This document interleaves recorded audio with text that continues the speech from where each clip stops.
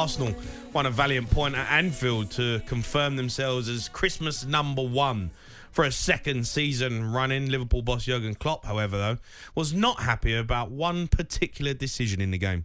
But with all the things we talk about, how can we sit in the thing and not tell the ref, oh, there was something, I'm not sure what you saw, but I think if you have another look. Would that have changed the game? I don't know.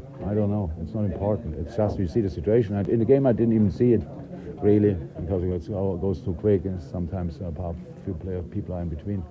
But that's a handball. Yeah, he's obviously talking about the Odegaard handball, Ray. Yeah.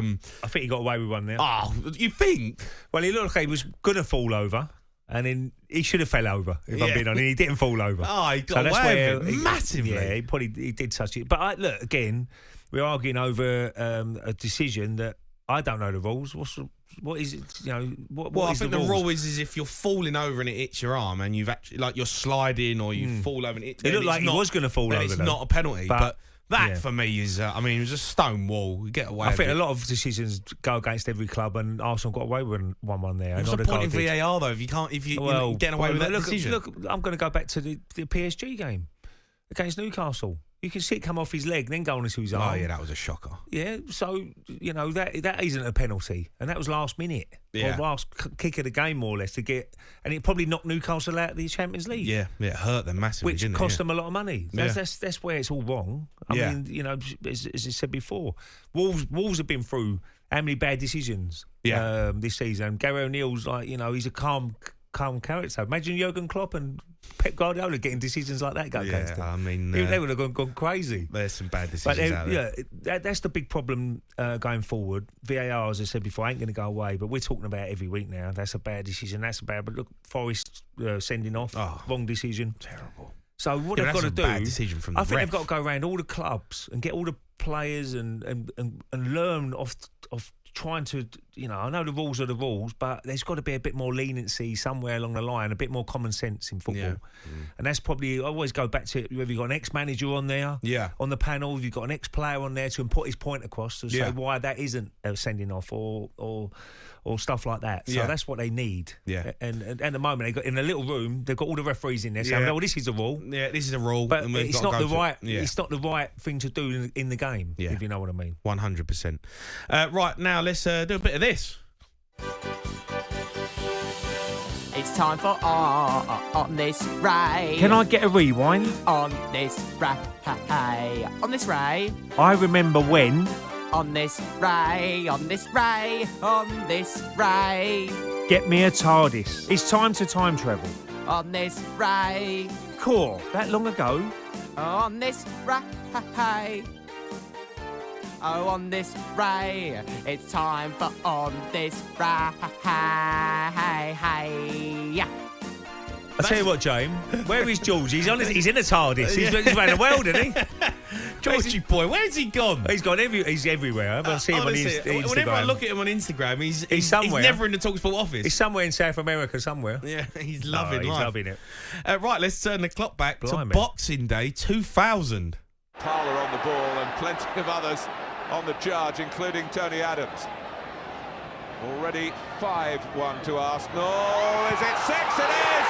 It's the Skippers.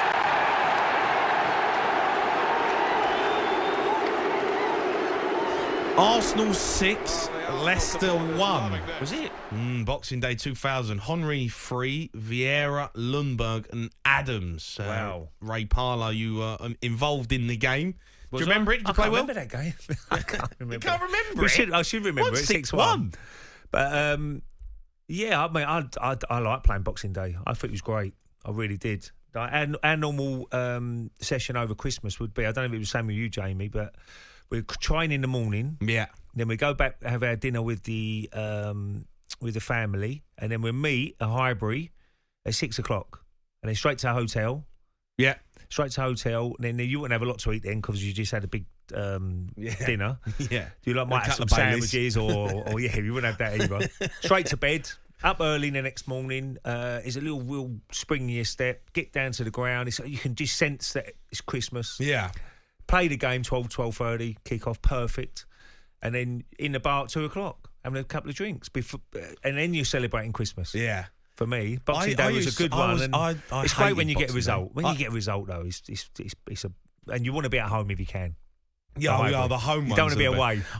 Choose your London derby, hopefully. Home games are the best. I remember I played on Boxing Day. We beat Fulham 5-1 on Boxing Day. I remember playing one of the worst games of my life, right? Honestly, I was awful. Danny Murphy was playing for Fulham at the time. I mean, Fulham were terrible. We won the game 5-1. But you know when you're just having an absolute howler in midfield, like the Spurs fans, every time I actually ended up keeping the ball, it was like, wee. I had an absolute stinker.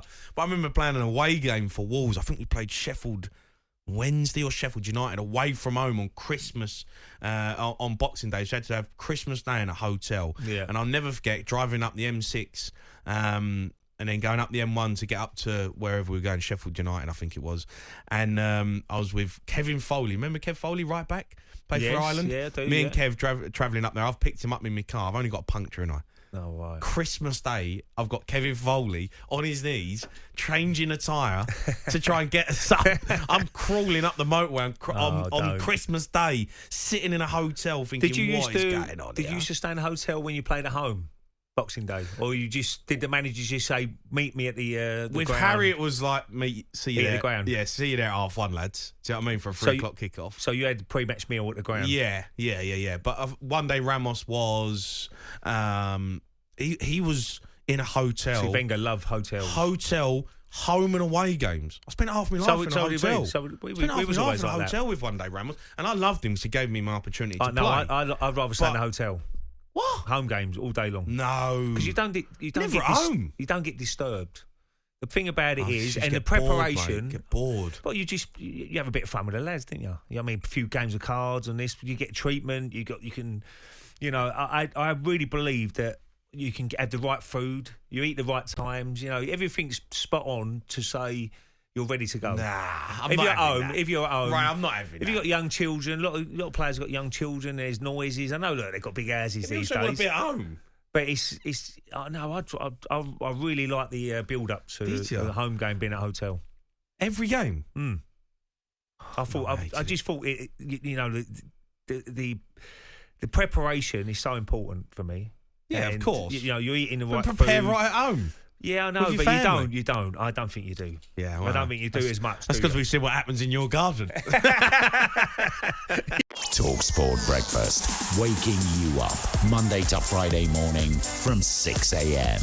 on AM, on DAB, via the talkSPORT app and on your smart speaker. talkSPORT.